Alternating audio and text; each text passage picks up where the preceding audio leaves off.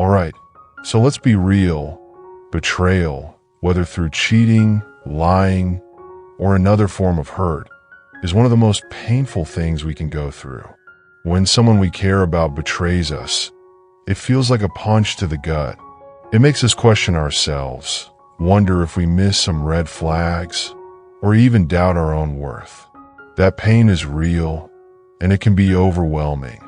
But here's the thing. While it's natural to feel hurt, confused, and maybe even angry, holding on to those emotions can actually hold you back from moving forward.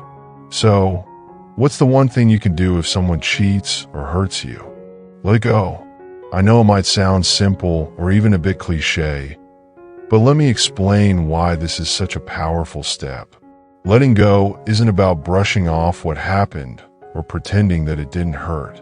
It's about choosing not to carry that weight with you. When someone betrays you, it's easy to fall into the trap of holding on to that pain, replaying the situation in your mind, or feeling like you need to seek revenge to make things right. But here's a question. Is that really going to make you feel better? The truth is, holding on to resentment or anger doesn't punish the person who hurt you. It punishes you. Imagine holding a heavy stone, one that reminds you of all the ways they wronged you.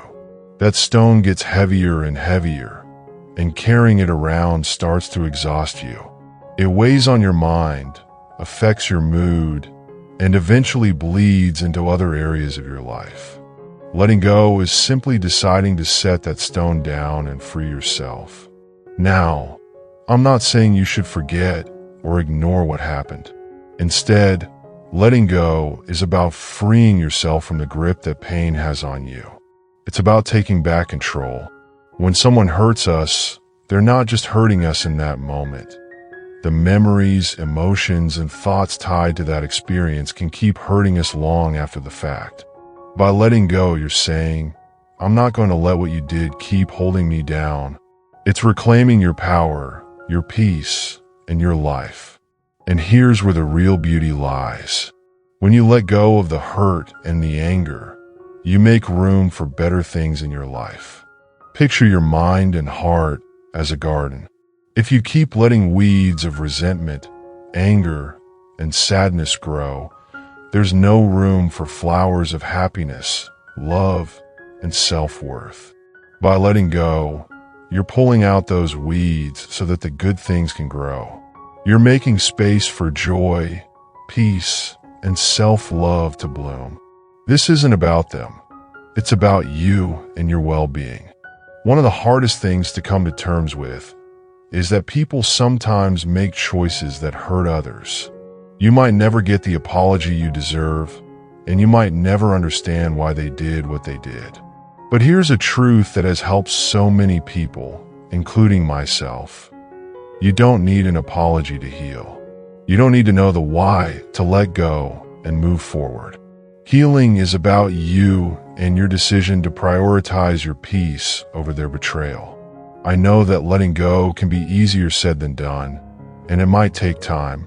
You might have moments where the pain resurfaces, and that's okay. Be patient with yourself, and remember that healing is a journey, not a destination. Every time you choose to let go a little more, you're getting one step closer to inner peace. Now, some people might think, if I let go, does that mean they get away with what they did? But let's reframe that. By holding on to the hurt, you're allowing their actions to have power over you. When you choose to let go, you're actually taking back that power. You're telling yourself, my happiness and peace are more important than what they did.